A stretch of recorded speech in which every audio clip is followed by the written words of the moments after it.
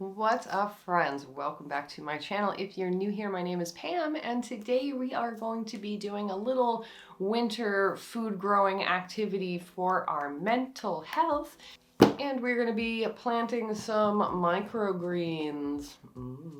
So Rachel from Knowing Nature reached out to me a little while back, and I wanted to do this video about a month ago, but you know, holidays. So she sent me out this little microgreens kit, and I thought I would use it to show you guys how you do microgreens because it's got everything all in the same package, and that is very convenient. So we got seeds over here, and then there's actually a medium in there, and then the trays. So obviously you don't need to have this stuff to do microgreens. They're actually very simple. I have some packs of microgreen seeds in my seed collection, which I can show you in a bit. Very inexpensive at the store. And then you can use, I have a few little setups, but you can either buy the trays, which is just basically a solid, well, I'll show you.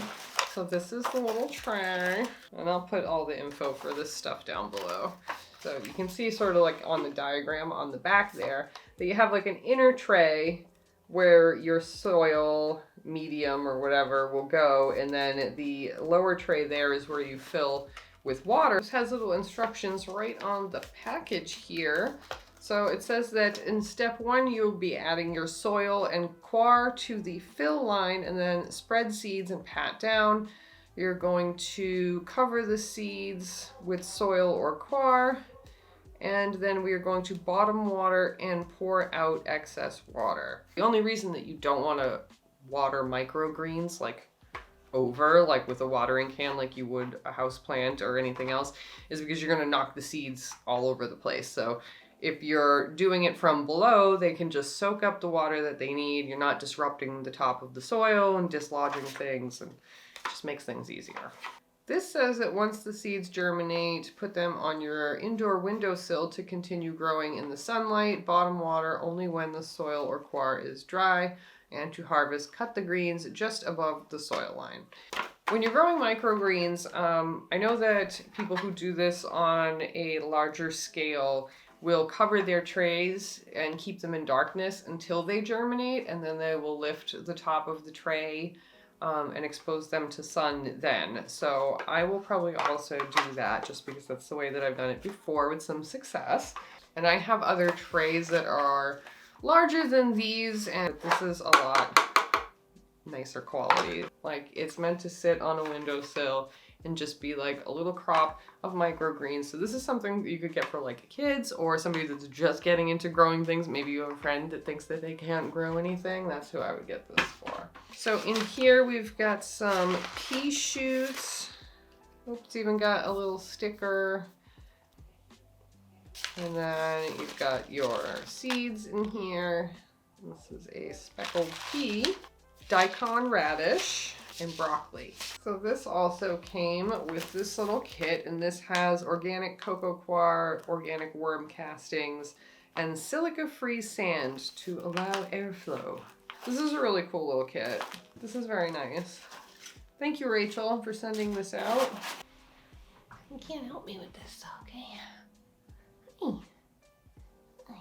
You wanna say hi? You wanna say hi? All about you, isn't it? It's just always all about you.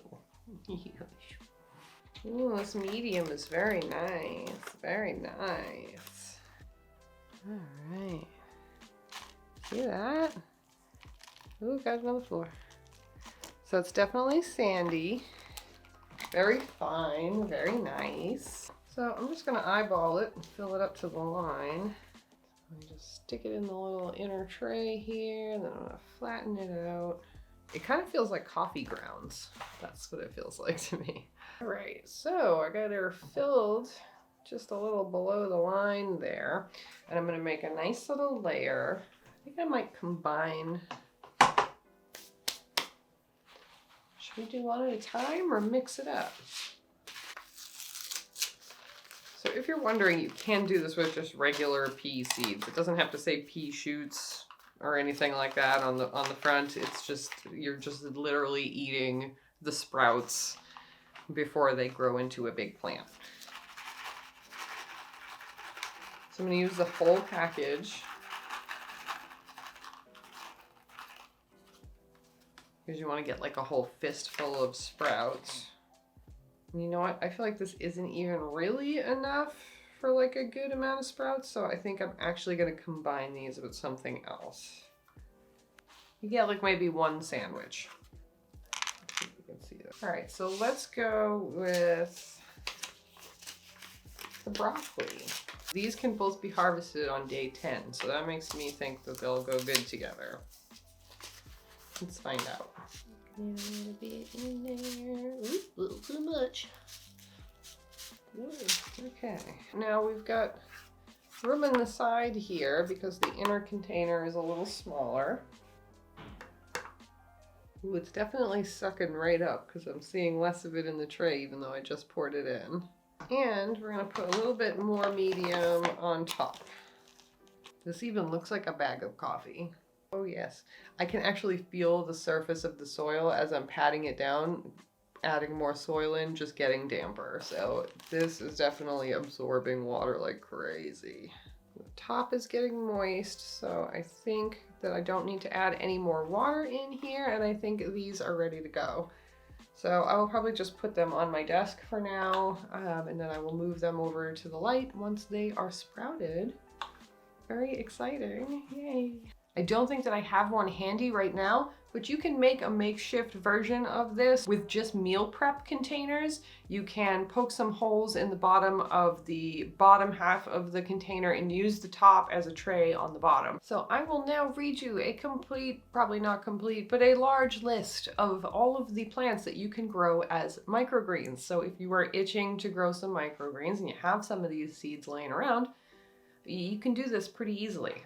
So you can use arugula, kale, basil, broccoli, radish, peas, beetroot, cabbage, spinach, Swiss chard, amaranth, cilantro, sunflower, parsley, watercress, dill, lettuce, carrot, kohlrabi, celery, wheatgrass, fennel, and chives as microgreens. Basically, it's any kind of edible vegetable or herb you can grow as a microgreen if you want to. So hopefully these will sprout pretty quickly and you will be seeing that right now.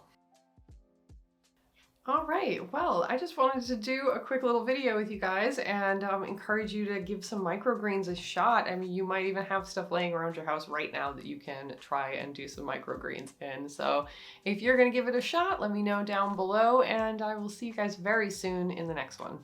Bye.